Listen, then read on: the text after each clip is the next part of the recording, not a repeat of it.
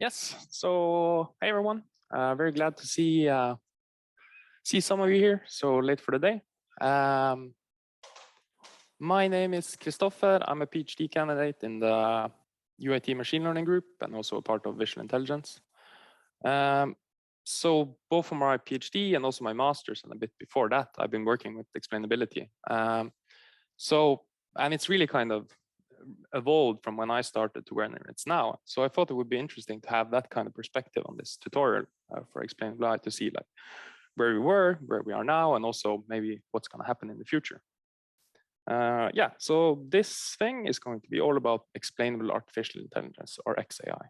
And I thought to kind of start things off, I have this picture of me having a cup of tea, and then I made a ResNet 50, classified this as a person, and tried to see, okay, what in this image influences the prediction of person the most. And apparently my most distinctive features are like my ear and neck. So that's the status, being insulted by a ResNet 50.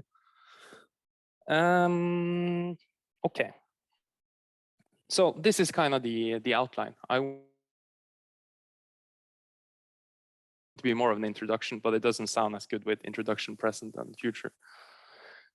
So there, I'm going to talk a little bit about what explainable AI is, why do we want it, why do we not have it, these kind of things. Then I'm going to talk about the present, so a little bit of an overview of what kind of explainability we have, and I'm going to also give kind of one concrete example, but it's going to be a bit more high level kind of. And then in the end, I'm going to try to look into the crystal ball and see a bit what will happen in the future, because we really come a long way in explainable AI, but there's definitely a lot of things to improve.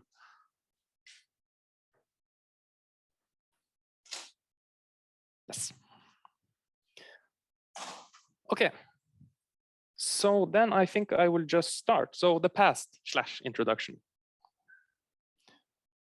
So you've probably seen a lot of definitions for what explainable AI is, and you probably have like an idea in your head what you think it is. But there was a recent review paper where they summarized this as a tool for answering the question why. And I kind of like that explanation, because essentially anytime you need explainability is when you ask the question why. So for instance here, why does the model think that this image of a car is a horse? Or why does an object detector, when it sees this image, think that this is a car? Or in this case, why does this segmentation network think that there's something worth investigating up here where there looks like there's nothing at all? And all of these questions can be answered through explainability. So yeah, that's what I would say that explainability is, a tool for answering the question why. Okay, so then we move over to why do we need explainability? And again, you've probably seen a lot of different motivations, and you probably have some ideas again in your head, but I'm gonna rely a bit on kind of a famous paper in the interpretability literature by Zachary Lipton, where he lists these 5 reasons for why you want explainability. So the first one is trust. And trust is a little bit kind of vague, because you can't trust the model without explainability. For instance, if you have a model that has very high precision, you trust that it will make a good prediction. And in that case, you don't really need the explainability part. And this is an argument that you can hear from several people. So for instance, Jan LeCun, one of the kind of godfathers of deep learning, had a Twitter session about this. So here it says that we often hear that AI system must provide explanations and establish causal relationship, particularly for life-critical applications. And he says, yes, that can be useful. And then he goes on to say that it's not always the case. And then he lists aviation as an example. So a good example is how wing causes lift. The computational fluid dynamics model based on Navier-Stokes equation works just fine, but there's no completely accurate intuitive explanation of why airplanes fly. So analogously, you don't, when you go on an airplane, you don't want to trust it. You don't want to have explained exactly how aviation works. You just, planes don't fall down, it works. But the other aspect of trust is trusting that you make a prediction based on the right parts of the input. And the difference between aviation and deep learning, in my opinion, is that planes have proven that they work like planes don't fall down all the time, they work. But deep learning models fail regularly. We know they do strange stuff. So here's an example that Robert showed earlier from a recent paper by a colleague of mine. So here it's trained to say if a patient has pneumonia or not based on X-ray images. And this is where it was trained kind of on this very unbalanced data set. And instead of picking up something about the lungs, because if you want to pick up pneumonia, something is happening here. Instead, it's picking up these kind of artifacts like this, which won't generalize to new data. So even if the prediction accuracy is high, it's based on the wrong things. So this is what when I talk about trust, is the kind of things we want to know. And it could be even just to see that the model is doing the right thing. So, okay, it has high predictive accuracy, and then we check the explainability maps and we see that, okay, it's also basing it on correct things.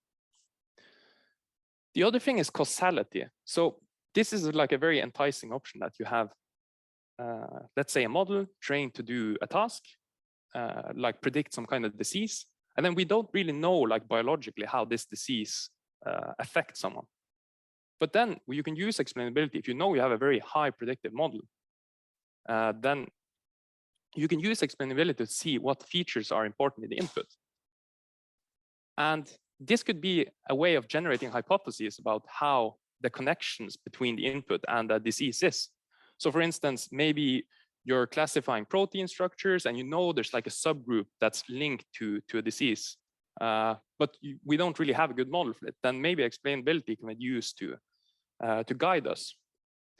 And The Economist had a fun thought experiment about what happens if you have an AI that kind of discovers the cure for cancer. Do you get a Nobel Prize for the AI or for the researchers? And also keep this example in mind, because it has some fun implications with what we will see in like the future of explainability. The other one is transferability, which I think is kind of into the trust category, but anyway, we know that models trained in one domain doesn't always transfer well to another domain. So in a sense, you can use explainability to see, is it picking up things I know will generalize to a new domain? So yeah, for instance, if you want to classify dogs or something, and it turns out it's picking up the background which has lots of snow or something, then you know, okay, when I start using this for dogs with like a grass background, this is not going to work. The other thing is informativeness. So sometimes you use a machine learning system to just classify something automatically, but many times you use it in kind of a more data exploratory way. So maybe you're trying to figure out stuff, you're testing different things, and then it's not really too informative to just get out a prediction like disease or not, or this class or not. It can be useful to get more information. So for instance, if you're a doctor kind of exploring some new patients, then if you get out, okay, this person has a disease because it has an elevated level of this blood thing, then you have something more to go on. So then you can start investigating. And the last motivation is fair and ethical decision making. So as deep learning systems are starting to be put into kind of law or health or finance and all these things, it both becomes practical, but also kind of a law requirement that you need to explain things. So I guess like a classic example is that if you have an automatic system for determining if you can get a loan, then you know there's some kind of variables that you don't want it to be based on, like sex or gender or these kind of, yeah, okay, same thing. But and then you can use explainability to see if the model is picking up on things that you want it to pick up on. Okay, so these are the motivations. I think you probably can think of other things as well, but that's at least kind of several ways why we want explainability. Okay, so we know what explainability is, why we want it. So why do we not have it? So it's a bit of a, the statement isn't quite correct. We do have explainability in machine learning. So there are models that have explainability built into them and work well. But right now, deep learning is definitely kind of the main driving force in contemporary machine learning. And some machine learning models do not have explainability. And I guess neural networks is kind of the prime example of something that does not have explainability. So here's an example, like a very high level of how a deep learning system works. We have an image going into a neural network, and we get a prediction. And the point is that they don't really have a mechanism for saying what influenced the prediction. And if you look at the example I had earlier, here you can see that, oh yeah, there's a bit of a, yes, you can see that it can learn to pick up things that are not related to the object we're working. So without explainability, you can't really say that it's looking at the sheep. Maybe it just figured out that a sheep is always present when there's like water in the background or grassland or something. So without explainability, you don't really know that it's picking up sheep. And when deep learning really took off in like the early like 2013 and after that, it was really one of the kind of main criticisms that you see, the black box of deep learning. And it wasn't just in the field, but also people outside the field wanting to use it. So for instance, here's from a news article in Morgenbladet where they talked about the dangers of just applying like a black box model without explainability. And I think I want to emphasize a couple of things. That it's not like in 2013 when neural network took off, we finally realized that, oh, these aren't explainable. No, this is known for a long time. Already in 1995, they had started working on explainability algorithms using gradient estimators. And also kind of prior to deep learning, when you had kernel methods, these are not explainable methods either. So they also required explainability. But the point is that now things are kind of starting to work a bit better than I did previously. So now it becomes more necessary in a sense. Yes, but so yeah, a lot of criticism for this, but then of course there was a lot of advancements because of this. I mean, become a big focus area. So yeah, so then we move on to look at these advances and what has happened in kind of the present day of explainable artificial intelligence. Okay, so just to kind of have something to ground us, here we have the same example. We have an input, a network, we have the prediction sheep, but now we can use XAI to do things like this. So here I have used a simple or an explainability method called RISE to explain what this why it thinks this is a sheep. And we can see that, okay, it's actually picking up the sheep. Good. And there's really been like a vast kind of explosions of methodology. Like in this recent review paper, you can see they listed like a bunch of methods that they look into. And this is, I think, like 46 methods. And this is not an exhaustive list. I can definitely see methods that are not included here. So we went from having like no methods to having just like a wide array of methods. And okay, we're going to talk more about this in the future part, but there's really no clearly superior method. Like you should always use this. It's very dependent on the data and the problem and the model you're working on, which is kind of a problem, as we will see later. But the underline is that you can no longer say that these are completely black box models. We do have ways to look into them. If we do this perfectly or not, we'll see, but at least we can look into what models are looking at. Okay, so then I thought I'd give like an overview of some distinctions in like current explainable AI. So first we have local versus global explanations. So all the things I've shown you up until this point are local explanations. So I've written here that it's sample versus model explanations. So if we go back here, so when you do a local explanation, you want to explain one sample, or you want to explain why does this sample, is this sample classified as sheep? So that's your local explanation. But for the global explanations, that's all about explaining the model. So you're not interested in one particular example. You want to know what the model has learned in kind of a more high level way. So for instance, one of the most common ways to do this kind of global explanation is what's called activation maximization. So if some of you have seen these kind of deep dream things, this is what we're talking about. So what you would do is you take a blank canvas and you input into your network. And then you want to, for instance, inspect the class. So in this case, jellyfish.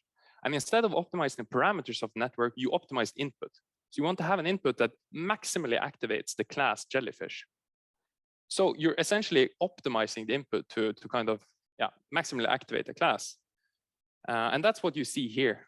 So this is the image that maximally activates the class jellyfish for, I think, like a ResNet 18 or ResNet 50. And you get these very psychedelic images that clearly show something about what it thinks are good characteristics about the jellyfish class. Okay, so that's local versus global. Then we have model aware versus model agnostic. So model aware is if you need access to the inner workings of the model. So for instance, as we will see later, some methods are based on kind of gradients, and then you need to do backpropagation. And if you want to do backpropagation, then you need to have access to the weights of the model. So that's model aware methods. While other methods are just you have some input, it goes into the model, you get the score, and then without knowing anything about the model within, you just need the score. You can figure out what this particular model is looking at. And there are pros and cons to both of them, as we'll see later. Yes, and the last thing, as I kind of touched upon earlier, is you have explainable versus non-explainable methods. So some methods are inherently explainable, and your classic examples are like linear models or decision trees. So for instance, in decision tree, you would have things like, is this variable higher than that, then do this, and is this variable lower than that, then do that. So you can kind of look into the tree to see what's happening. And there's two kind of drawbacks to these models. So one is what Leo Breiman calls the Occam's dilemma. So you have a simple model, but unfortunately, the simple model doesn't really give you the performance you need. You need a more complex model to solve the problem. So there's kind of a trade-off between interpretability and accuracy. So for both linear model and decision trees is, okay, they're interpretable, but they don't really solve the task. So they're not that useful. The other thing is that they are often touted as being interpretable, but if you start using them for for instance, if you try to use a decision tree when you have 10,000 features and you start looking into this tree, I mean, it becomes super complicated. It's like bigger than this 100 times down here, and then the same variable comes up here. So it's not like that they're always interpretable, but in some cases they can be. The other way you can do this is to make neural networks explainable. So there you have a very complex model that can actually solve the task. It's not explainable, but we can actually build explainability into it. And this I'm going to talk about more later. Okay. Yes, so I wanted to, as I showed earlier, there's so many methods for doing explainability. So I wanted to kind of give you a little taxonomy so you can try to place things. You've probably seen other taxonomies as well. So this is a very coarse one, but I think you'll find that you can mostly put things into these boxes. Propagation-based methods, that's your gradient-based, layer-wise relevance propagation, things that typically need access to the inner workings of the model. So yeah, think about backpropagation things where you have some score and you propagate it back to the input. Then you have perturbation-based methods, very often model agnostic things. And this is typically where you perturb the input somehow, and then you see how the output score changes. So a classic example is kind of masking out parts of the image, seeing how the score changes, and doing this loads of times. Yes, to gain kind of an understanding on the input. Yeah, and I also want to say, so the strengths here is that typically they're very simple and they're also very fast. You just do a forward and backward pass. The downside, okay, I will look more into this later, so you'll see that there are some downsides. The strengths here is that, okay, they're model agnostic, so you don't need any access. They're very flexible. You can use them anywhere. The downside is that you really, by explaining through introducing some noise, you introduce stochasticity into the process. And explainability is really all about trust. And it's a bit annoying if you kind of explain a model, no, a prediction of a model, and then you do the same prediction, and then you get a slightly different result. It's kind of, I mean, if you want to enforce trust, these should be kind of stable, if you see what I mean. The third category is example-based explanations. So your most basic example could be, for instance, nearest neighbor things. So instead of saying what an important pixel is, you just say, I think this is this class because of these examples in the training set. Or a more sophisticated approach is through, for instance, concepts or prototypes. So you say that I think this is this class because it has this component and this component and this component, for instance. And then the last category is what's called surrogate explanations. And that's where instead of explaining the model, you try to explain a simpler model. So like the classic example here is Lime, where you kind of partition the input up into parts, and then you train kind of a linear classifier that's connected to the neural network. Yes. Okay, so yeah, my course taxonomy for putting methods into boxes. So we don't have time to go through all of them. I want to look a bit into what I think is the most popular category, propagation-based explainability, just so you get a feel for kind of how one of them, how a specific method works. Okay, so as I said, these are mostly local and model-aware methods. The example I had in the beginning was a gradient-based explanation. And as you can see, okay, so it's picking up things related to my head, but it's also, okay, picking up the shoulder, then some noise down here. But this is an example of a gradient-based explanation. And the good thing about gradient explanations is that they're very simple and also very kind of intuitive. Like the intuition behind them is that you want to see, if I change the input a little bit, what happens to the output? That's essentially the definition of a gradient calculations. Also, like prior to deep learning, gradient-based explainers can be used for other methods as well. For instance, recently for kernel methods here. So they're very kind of applicable and simple. The problem is that they can be very noisy. They're not always so precise. So here I have an example from Samek et al., where they have fed in like a sequence of images, and then they try to explain for each image.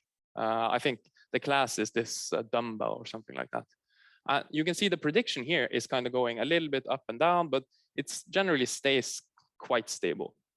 And if you look at the gradient now for this area where the dumbbell is, you can see it's kind of going up and down all the way. So for instance, here it's kind of, okay, it's not that important, and suddenly things become negative and then they become positive. So it's clearly that you can have a lot of noise in these explanations. And one of the reasons why you get this effect is due to something called gradient shattering.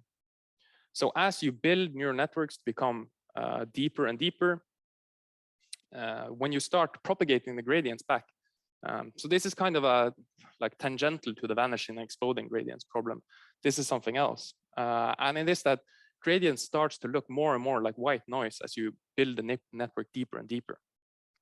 And this will, of course, have an effect on your explanations if they are based on gradients. Okay, but that gradient explanations are noisy has been known for a long time. And even before we knew about the gradient shattering effect, people were trying to correct it somehow. So for instance, one method that's been kind of widely used is the smooth grad method. And smooth grad is very simple. You add noise to the input, compute the gradient, add noise to the input, compute the gradient, and then you average over them. And hopefully in that process, you smooth out some of the most noisy effects. Then there's a very recent paper called noise grad, where instead of adding noise to the input, you add noise to the model parameters. And this has some benefits because, and this is also kind of something of a weakness with these perturbation-based explainability methods, is that when you add noise to an image, it sounds simple, but you're actually changing the distribution of the image. So if you just add a little bit of noise, nothing changes. So it doesn't really help. But if you add too much noise, then suddenly it's not really the image you're explaining. It's kind of shifted into something else. So it's a bit tricky to tune this correctly. But if you add noise to the model parameters, that's different. Then of course, you can't do too much noise, then you destroy the model. Then you can kind of find like a distribution around your weights to sample from. So what they do in this noise grad is very simple. You go through each layer, add some Gaussian noise, go through the next layer, add Gaussian noise, and then you get the prediction. And then you do this m times. And then they also propose to just combine the two of them into what's called fusion grad. And they had a nice plot to show you exactly what's going on. So of course, this is kind of in a simplified scenario, but essentially what you're doing when you're computing gradients is that you're looking for kind of the steepest direction to the decision boundary. So if you just do normal gradients, this is what you get. And then smooth grad is essentially this. You have your point here, and then you kind of augment it to be in the neighborhood around it. So you get different gradients. And then noise grad is, instead of changing the point, you change the decision boundary because you're perturbing the model. And then fuse grad would be kind of the combination of both of them. And I don't want to show you a table with lots of numbers, but this turns out to be beneficial. And what's nice about this is that this procedure can be applied in other propagation-based methods. So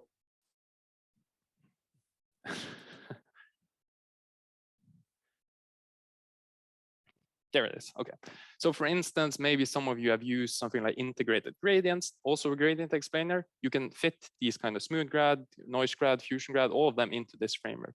Or for instance, in the first talk, somebody mention grad shap.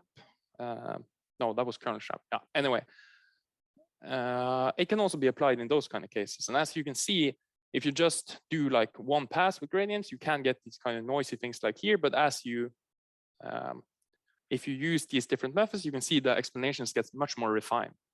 And also, just to add to it,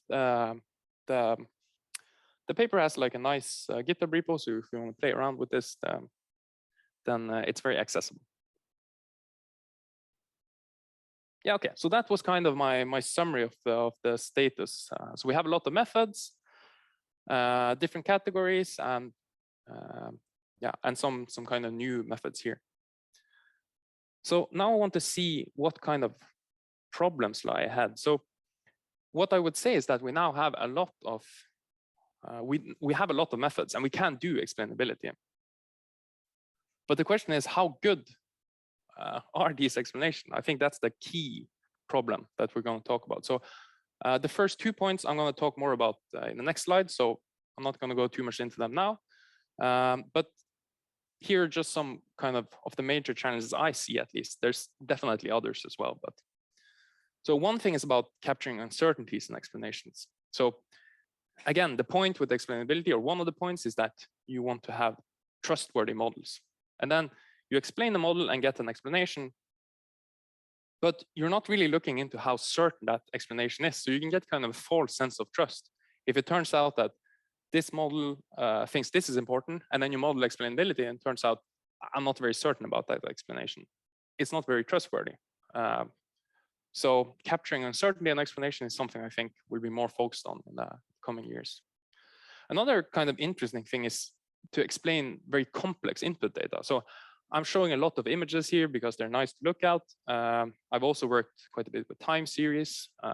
And in those cases, I've worked with univariate time series because it's easy to represent them and look at them.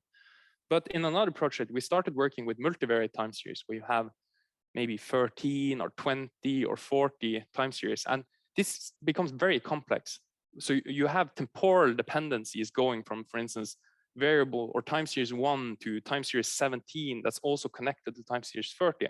It's just, maybe the explanation is good, but it's impossible to wrap your head around it, even for the practitioners. So I think for complex imagery or complex input data, we might have to figure out another way of explaining things than just kind of saying that this and this and this is important. Maybe a textual explanations or something like that. And then there's another kind of thing that I personally like, and that's related to what's called the Rashomon effect, attributed to Leo Breiman in this kind of monumental paper. And now I bring back the example of this AI that's winning a Nobel Prize. So let's say you have this this model, it's predicting a disease perfectly, and then you explain that model. And it turns out that it shows like very strong link between some input feature and that disease. You make a medicine that cures the disease. Great, the model gets the Nobel Prize. Then you get some more data and we say that, okay, let's run the model again because we want to be more precise. Maybe we can exclude one of the inputs. And then you can get a completely different explanation. And the Rashomon effect is essentially something that says that there are several sets of inputs that can give you the same predictive performance. So Breiman wasn't really talking about this in the context of explainability. He was talking about in random forest predictors. So you can have a model, gives you a like test error of 0.1. Okay, good. You run a new model, get the test error of 0.1, but it's completely different inputs. And in explainability, this has some weird effects because, yeah, let's say you're doing this kind of causal analysis and you get the hypothesis. Okay, good, test this hypothesis, train a new model, get a new hypothesis. Then it's kind of, it's not clear how to handle this. If you should find all sets, which is very exhaustive, find one set, find a combination of them. I'm not sure, but it's going to be interesting to see how people address this. Okay, but then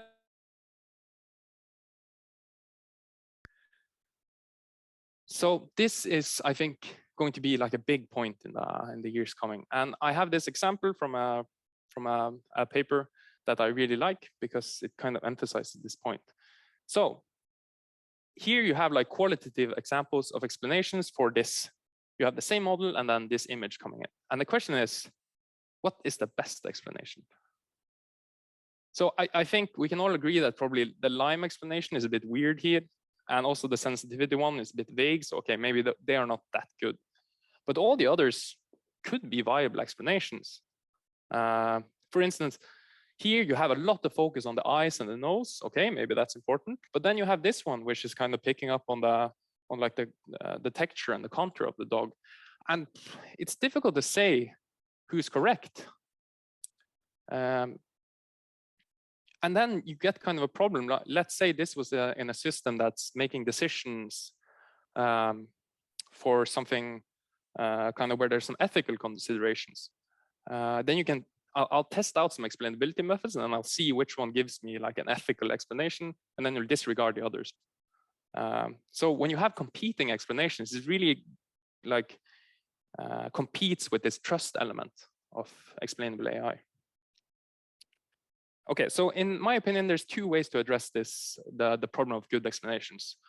One is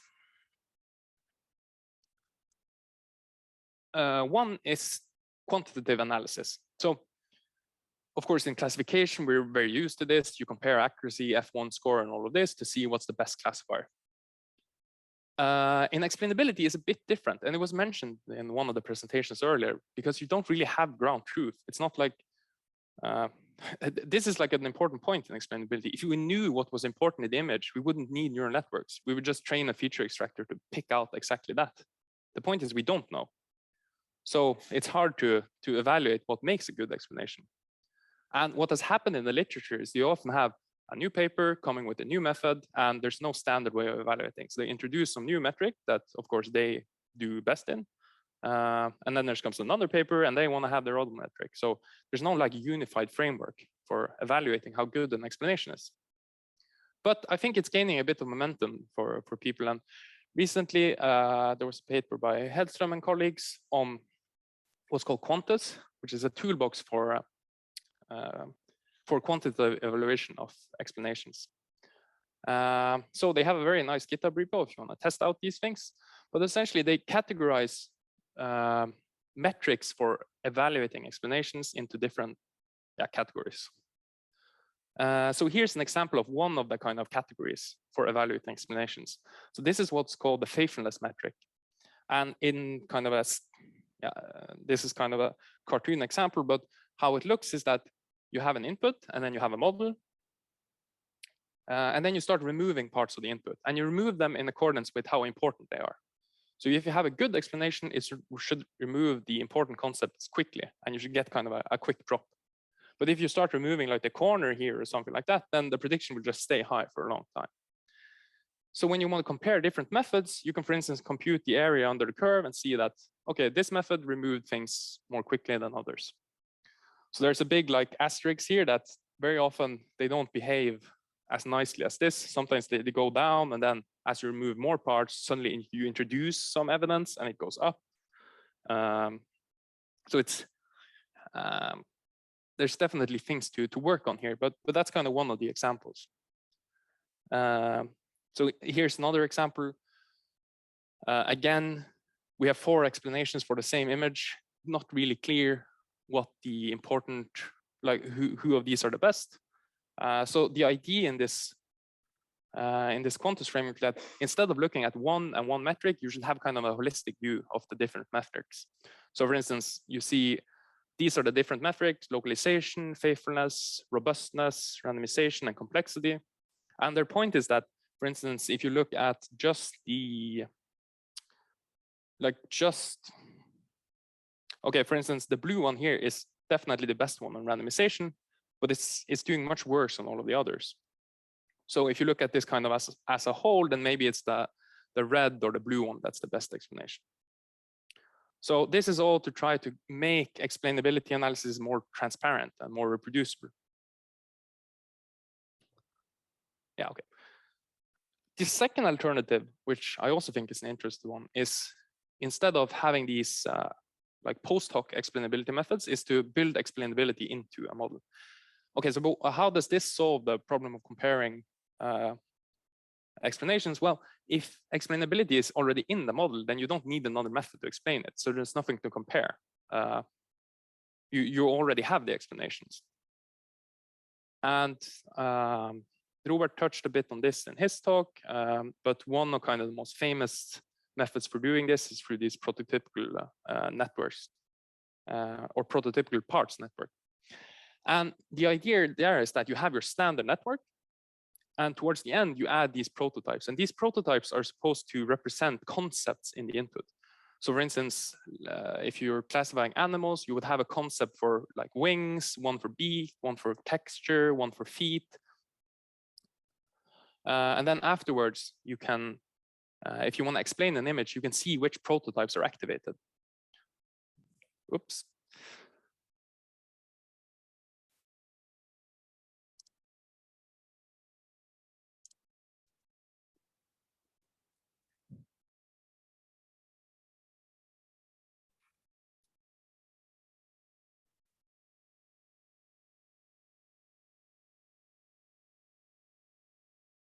Let's go.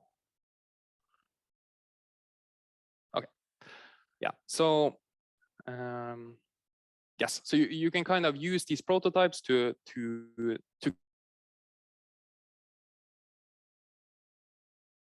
So for instance, here is an example from a colleague of mine where they have where they are looking at the prototype that they know is kind of or they're looking at classified as a horse. This is one of those artifacts examples, and it turns out that the prototype that's maximally activating is not on the horse but on this kind of text. So then you can pick this up automatically built into the network. And the thing about these prototypical networks that, okay, we have a good way of building it into the networks, but it does mean that you have to alter the structure a bit, and that you might have to decrease kind of your performance. So I think there will really be kind of a push of kind of including explainability more into the model, but not at the cost of performance. So I think those are the kind of things we will see coming up in the coming years. Okay, so that was about comparing explanations. And then for the final part here, I want to talk about what if we don't want to explain just decisions or predictions. So this is the very common scenario that you're in. Most people talk about this, that you classify this as an as some kind of class, and then you want to explain why this class or what's important for this class. But that's not always the output you have from a model, and especially recently with kind of self-supervised learning becoming increasingly kind of popular. I guess maybe my connection is a bit unstable.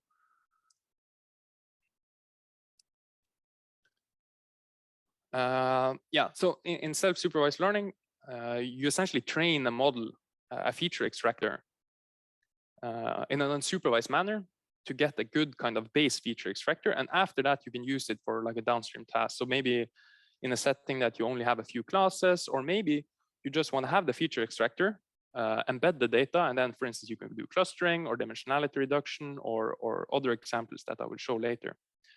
But then there's a problem. How do you explain a representation as opposed to a prediction or a decision?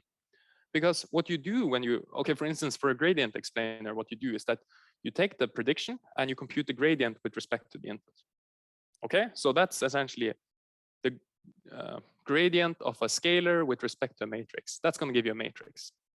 But what happens when you do this is that you compute the gradient of a vector with respect to a matrix, and you get one matrix for each of these elements. You have to do gradient of this, gradient of this, gradient of this, all the way down. So you get kind of D explanations, and either you have to show all of them, which is going to be kind of very difficult if you have a 2000 dimensional vector, or you have to aggregate it somehow, and then you will get very noisy explanations, because we know that not all of these the parts of this representation is informative for. I don't know if it's me that's. Yes.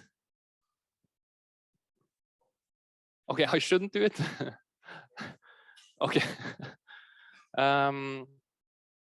Okay, so my point is that most frameworks aren't suited for explaining vectors or representations. They're really suited for explaining predictions. So how do we explain representations? So this is something I've been working on recently, and there we go. And what I wanted was to kind of create a framework for explaining representations. So we've introduced what's called representation learning explainability. Yes, so to address this, the lack of explanations for representations, we introduced what we call RELAX, which is a framework for representation learning. So it's inspired by a perturbation-based explainability method called RISE. And the idea is essentially to compare a non-perturbed representation with a perturbed representation. So I have the kind of schematic over here. You have your input image, and you pass it through a feature extractor, and you get a vector representation. And the idea is now that you take the same image, but you mask out parts of it. And then you see where it lands in the same representation space. Because if you mask out parts that are not informative, like the edges here or something, you shouldn't change too much in the representation space. On the other hand, if the bird is completely masked out here, you don't know what the object is. You should move far in the representation space. And then, of course, you do this for loads of masks to build up an explanation for the given image. So here's kind of the end product after we do some math, is that the importance of pixel ij for a representation age is based on a similarity measure between, so here is the unperturbed representation, and here is the perturbed representation. And then it's weighted by the mask. So the mask we have here.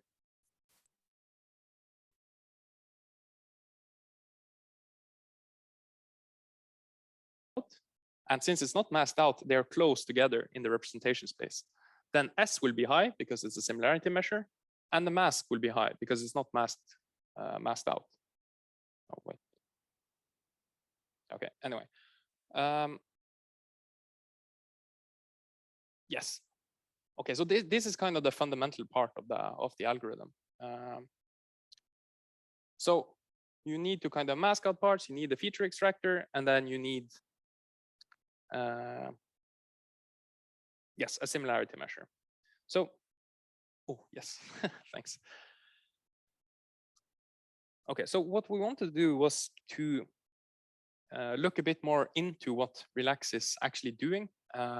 So instead of just having its random sampling, what's actually looking at in the representation space.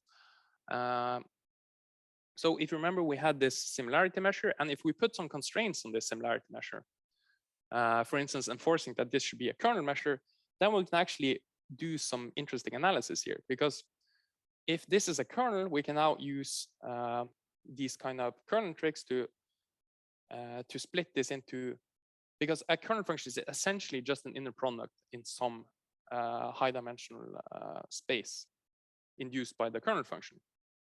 So you can see here we have an inner product between some functions in some space. And if we now, you can see that this thing is not really affected by the sum. So we can take it out, and then we have just the representation unperturbed, and then we have the sum over all of these perturbed versions. And this is essentially a mean vector. So what the importance of the pixel ij is saying is that we're looking at the difference or the inner product between the unperturbed version and the mean of the perturbed versions. And then we have another one which is kind of closer related to this, which you can say that a pixel is important for the representation if it's in kind of a high density region. So you can see this here is that if, okay, this is not going to be exactly right.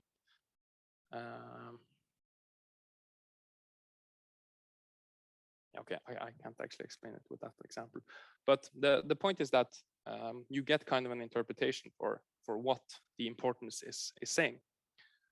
So when you use this, the point is that in cases where you don't have like a prediction score or a similarity score, that's where you want to use this. So for instance, here's an example in the context of content-based image retrieval. So here for CT liver images. And for those who are not familiar, I mean, it's a very simple concept. You have a query image, and then you have a database, and you want to look for similar images in the database. So it's very similar to what happens if you're on Google and you get kind of examples of similar images. Then you pass them into a feature extractor, and you get a new representation. And based on this representation, you can find out what the similar images are. So based on this query, we get some retrieved images. But what we might want to know is that, okay, this query image is being, some features are being extracted here, and then it's embedded here. But it might be interesting to know, okay, what is important here for embedding it in this, like what information is it using in the feature extracting process? And you can't really explain this using standard frameworks. So this is kind of one point where Relax can come in.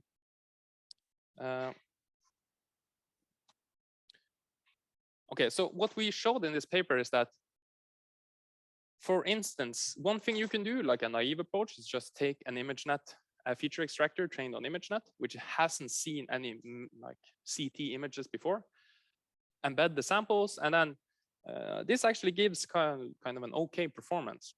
But if you look at the explanations, so for instance, in this case, this is the query, and these are the top 5 recovered images. And this, you want to recover images that has the liver in it. That's kind of the task here. So you can see that, okay, they look quite similar, but suddenly you have this thing coming in here. So, okay, they look physically similar, but the liver is not present here or here. So why is it making a mistake?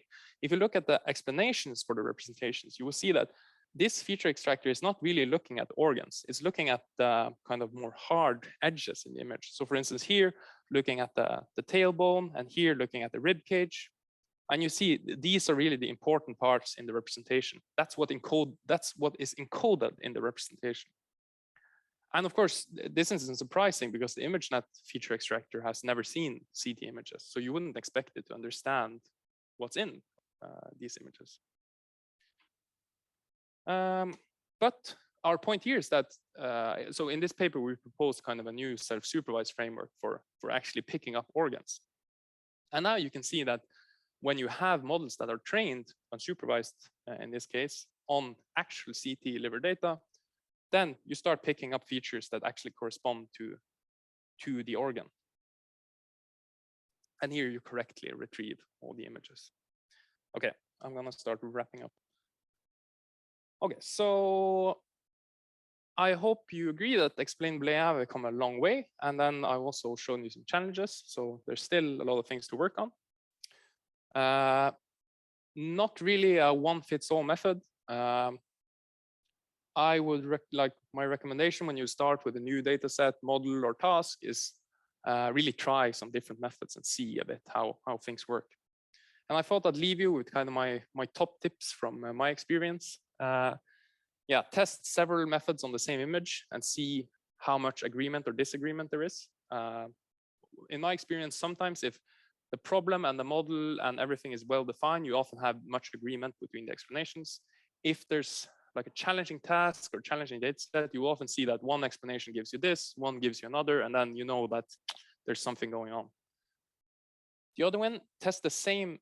So of course, yeah, if it takes several weeks to train your model, then maybe you don't want to do this. But if it's quick to train your model, I like to retrain my model and generate an explanation for the same image several times and see how much they change. Because, and this is again related to this Rashomon effect. So if you see that for model train, the first model train, you get one explanation, and then for the old one, you get a completely different one, then you know that, okay, you can end up in many different local minimas. Yeah, and then I will also recommend starting to include some of these quantitative measures into your analysis. It does make it a lot easier to pick. I think, or at least I've many times ended up in a scenario where you sit and look through a bunch of examples like, okay, this looks good, maybe this is better, should I use this? And this just helps you to kind of cut out a lot of the kind of qualitative.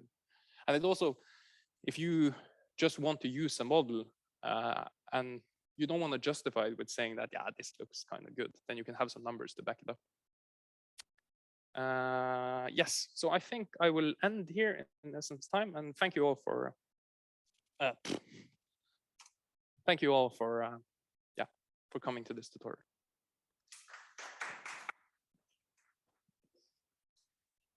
Yes, I went a bit over time, but there's still a couple of minutes for questions. Yeah, fire away if there's anything. Yeah.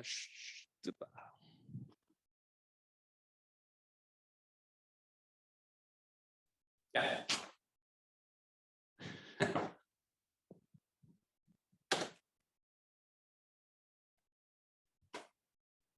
Is there anyone who's kind of working on explainability, or? I'm going to work like master thesis. Okay, in your master thesis. Next year, I'll start with this next year, and I was thinking to write like essay about that. Yeah. Summer. I will have deep reinforcement learning. Yeah. So I'm not sure because those models and stuff working on.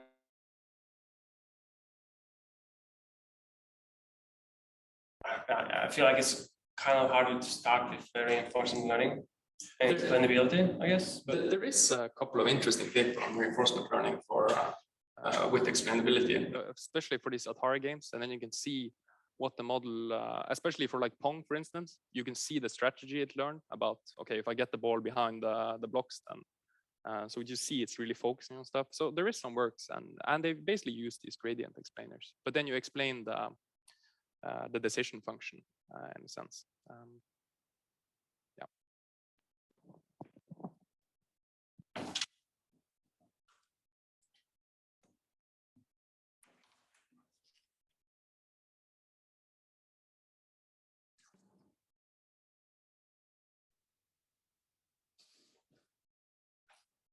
I guess another case, for those who are not too familiar, it's earlier you had to implement everything for yourself, but now it's starting to become some libraries you can use. So in PyTorch, if you're working in that, you have Captum, which has a lot of methods implemented. Also Senit for PyTorch.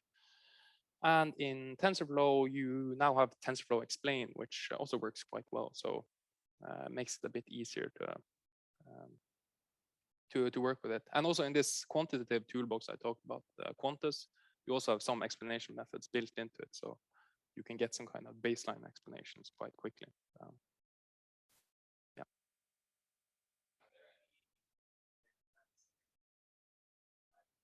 Yeah. Pixels that are important. Mm-hmm. Are there any that do that, but also kind of like project features down onto the image again? So you can kind of see like, yeah, these are important, but this is also like the specific feature it's looking at. So kind of like, I guess it would be like a combination of what this displays and also like a deep dream kind of effect. Yeah, I see what you mean. I haven't seen too much of that. I have seen some works where they first generate the global explanation, then they pass it through the network and explain it with a local explanation to see what's important in the global explainability image. But it feels like it's been more in the creative data exploratory manner. It's not clear exactly what they're going to do with it. But other than that, I haven't seen too much of it.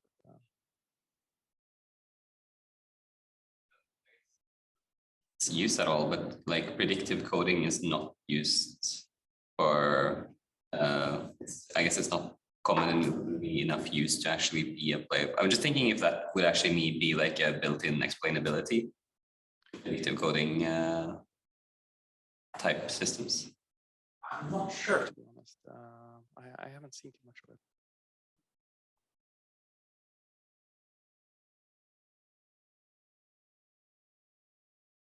Okay, but then I guess it's 3 o'clock. So yeah, thank you again.